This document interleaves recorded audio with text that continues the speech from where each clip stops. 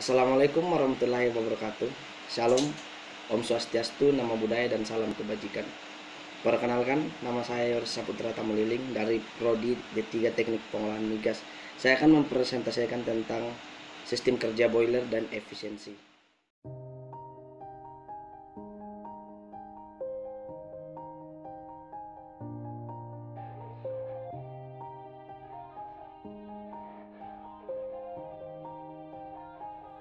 Yeah, everybody knows that I'm breaking down.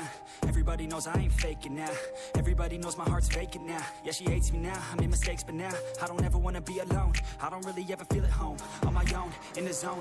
Boiler atau ketel uap merupakan gabungan yang kompleks dari pipa-pipa penguapan atau evaporator, pemanasan lanjut atau superhead, pemanas atau economizer, dan pemanas udara. Pipa-pipa penguapan atau evaporator dan pemanas lanjut atau superhead mendapat kalor langsung dari proses pembakaran bahan bakar, sedangkan pemanas air atau economizer dan pemanas udara atau air heater mendapat kalor dari sisa-sisa gas hasil pembakaran sebelum dibuang ke atmosfer. Ketel uap adalah alat untuk menghasilkan uap, di mana terdiri dari dua bagian yang penting, yaitu dapur pemanasan, di mana yang menghasilkan panas yang didapat dari pembakaran bakar, dan boiler proper. Boiler proper sebuah alat yang digunakan untuk mengubah air menjadi uap.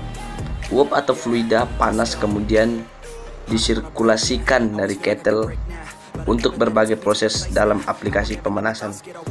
Uap yang dihasilkan bisa dimanfaatkan untuk mesin pembakaran luar seperti mesin uap dan turbin. Suplai tekanan rendah bagi kerja proses di industri seperti industri permintahan, pabrik gula, dan sebagainya, menghasilkan air panas, di mana bisa digunakan untuk instalasi pemanas bertekanan rendah. Boiler yang konstruksinya terdiri dari pipa-pipa berisi air disebut dengan water tube boiler. Pada unit pembangkit boiler juga disebut dengan steam generator atau pembangkit uap. Mengingat arti kata boiler hanya pendidih sementara, pada kenyataannya dari boiler dihasilkan uap superhead bertekanan tinggi. Klasifikasi boiler. Berbagai bentuk boiler telah berkembang mengikuti kemajuan teknologi dan evaluasi dari produk-produk boiler. Sebelumnya yang dipengaruhi oleh gas buang boiler yang mempengaruhi lingkungan dan produk steam. Seperti apa yang dihasilkan berikut adalah beberapa macam klasifikasi boiler. Yang pertama, berdasarkan fluida yang mengalir dalam pipa. Bagian A, ketel pipa api atau fire tube boiler. Pada ketel pipa api seperti gas panas melewati pipa-pipa dan air.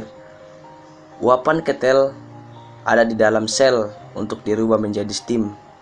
Ketel pipa api biasanya digunakan untuk kapasitas steam yang relatif kecil dengan tekanan steam rendah dan sedang. Yang berikut berdasarkan pemakaiannya. Yang pertama, ketel stasioner atau ketel tetap merupakan ketel-ketel yang dudukannya di atas fondasi yang tetap seperti ketel untuk pembangkit tenaga, untuk industri, dan lain-lain. Yang kedua, ketel mobil atau mobil boiler. Ketel pindah atau portable boiler merupakan ketel yang dipasang fondasi yang berpindah-pindah atau mobil seperti boiler lokomotif, lokomobil, dan ketel panjang, serta lainnya sebagai termasuk ketel kapal atau marine boiler. Selanjutnya, berdasarkan bentuk pipa dan letak pipa. Yang pertama, ketel dengan pipa lurus, bengkok, dan terlekak-lekuk. Yang kedua, ketel dengan pipa miring, datar, dan miring tegak, atau dengan kata lain horizontal or vertical tubular. Berdasarkan pada sumber panasnya. Pertama, ketel uap dengan bahan bakar alami. Yang kedua, ketel uap dengan bahan bakar bantuan. Selanjutnya, ketel uap dengan dapur listrik. Selanjutnya, ketel uap dengan energi nuklir. Istilah efisiensi. Dalam kaitannya dengan output dan input, seringkali kita mendengar istilah efisiensi. Secara umum, efisiensi didefinisikan sebagai perbandingan antara output terhadap input dalam suatu proses. Efisiensi suatu pembangkit dalam kaitannya dengan input, output, dan proses dapat diilustrasikan seperti pada gambar berikut. Perhitungan efisiensi boiler dapat dibedakan menjadi dua, yaitu pertama, perhitungan efisiensi dengan metode tidak langsung atau indirect, dan yang kedua, perhitungan efisiensi dengan metode langsung atau direct. Sekian hasil presentasi saya. Akhir kata saya ucapkan Assalamualaikum warahmatullahi wabarakatuh dan salam pengolahan.